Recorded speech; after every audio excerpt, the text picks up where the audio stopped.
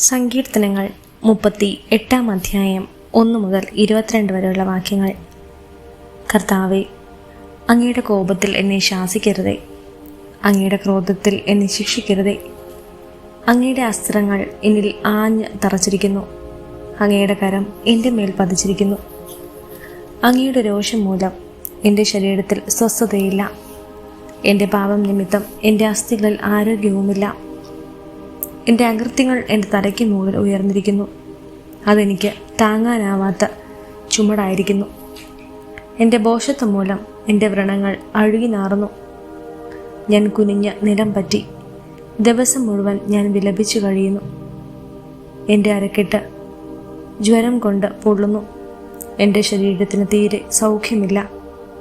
ഞാൻ തീർത്തും ക്ഷീണിച്ച് തകർന്നിരിക്കുന്നു, ഹൃദയക്ഷോഭം നിമിത്തം ഞാൻ നെടുവേർപ്പെടുന്നു. കർത്താവെ, എൻ്റെ ആഗ്രഹങ്ങൾ അങ്ങേക്കറിയാമല്ലോ, എൻ്റെ തേങ്ങൾ അങ്ങേക്ക് അജ്ഞാതമല്ല. എൻ്റെ ഹൃദയം തുടിക്കുന്നു, എൻ്റെ ശക്തി ക്ഷയിക്കുന്നു, കണ്ണുകളുടെ പ്രകാശവും എനിക്ക് നഷ്ടപ്പെട്ടിരിക്കുന്നു.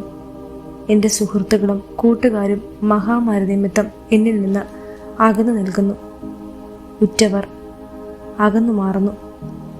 എൻ്റെ ജീവനെ വേട്ടയാടുന്നവർ കെണികളൊരുക്കുന്നു, എന്നെ ഉപദ്രവിക്കാൻ ആഗ്രഹിക്കുന്നവർ വിനാശത്തെപ്പറ്റി സംസാരിക്കുന്നു. അവർ ദിവസം മുഴുവനും വഞ്ചന നനയ്ക്കുന്നു.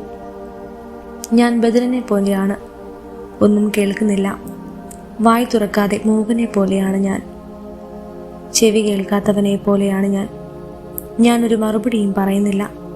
കർത്താവെ, അങ്ങേക്ക് വേണ്ടിയാണ് ഞാൻ കാത്തിരിക്കുന്നത്. എൻ്റെ ദൈവമായ കർത്താവെ, അങ്ങാണ് എനിക്ക് ഉത്തരമറിയേണ്ടത്. ഇതാണ് എൻ്റെ പ്രാർത്ഥന. എൻ്റെ കാൽ വഴുതുമ്പോൾ അഹങ്കരിക്കുന്നവർ എന്നെ പ്രതി സന്തോഷിക്കാൻ ഇടയാകരുതേ. ഇതാ ഞാൻ വീഴാറായിരിക്കുന്നു, വേദന എന്നെ വിട്ടുപിരിയുന്നില്ല. ഞാൻ എൻ്റെ അകൃത്യങ്ങൾ ഏറ്റുപറയുന്നു, എൻ്റെ പാപത്തെപ്പറ്റി അനുതപിക്കുന്നു.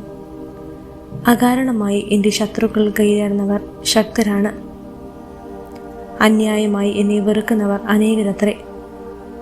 നന്മയ്ക്ക് പ്രതിഫലമായി അവർ എന്നോട് തിന്മ ചെയ്യുന്നു. ഞാൻ നന്മ ചെയ്യുന്നത് കൊണ്ടാണ് അവർ എന്നെ വിരോധികളായത്. കർത്താവെ, എന്നെ കൈവിടരുതേ.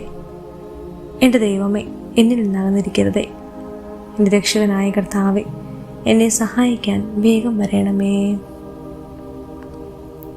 സങ്കീർത്തനങ്ങൾ 39 അധ്യായം 1 മുതൽ 13 വരെയുള്ള വാക്യങ്ങൾ. ഞാൻ പറഞ്ഞു, നാവുകൊണ്ട് പാപം ചെയ്യാതിരിക്കാൻ ഞാൻ എൻ്റെ വഴികൾ ശ്രദ്ധിക്കും. എൻ്റെ മുൻപിൽ ദുഷ്ടർ ഉള്ളിടത്തോളം കാലം നാവിന് ഞാൻ കടിഞ്ഞാണിടും. ഞാൻ മൂകനും നിശബ്ദനുമായിരുന്നു, എൻ്റെ നിശബ്ദത നിഷ്ഫലമായി. എൻ്റെ സങ്കടം വർദ്ധിച്ചുകൊണ്ടിരുന്നു, എൻ്റെ ഉള്ളിൽ ഹൃദയം തപിച്ചു. ഞാൻ ചിന്തിച്ചപ്പോൾ അത് കത്തിജ്വലിച്ചു. ഞാൻ സംസാരിച്ചു, കർത്താവെ, അവസാനം എന്തോന്നും എൻ്റെ ആയുസ്സിൻ്റെ ദൈർഘ്യം എത്രയെന്നും എന്നെ അറിയിക്കണമേ. എൻ്റെ ജീവിതം എത്ര ക്ഷണികമാണെന്ന് ഞാൻ അറിയട്ടെ.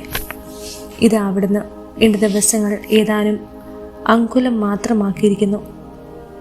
എൻ്റെ ജീവിതകാലം അങ്ങയുടെ ദൃഷ്ടിയിൽ ശൂന്യപ്രമായിരിക്കുന്നു.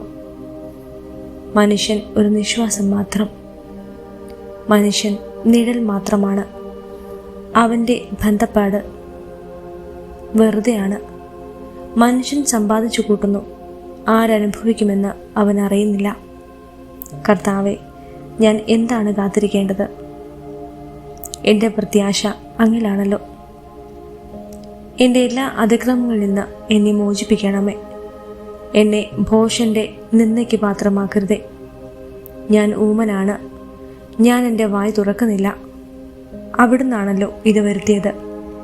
ഇനിയും എന്നെ പ്രഹരിക്കരുതേ. അവിടുത്തെ അടിയേറ്റ് ഞാൻ തളർന്നിരിക്കുന്നു.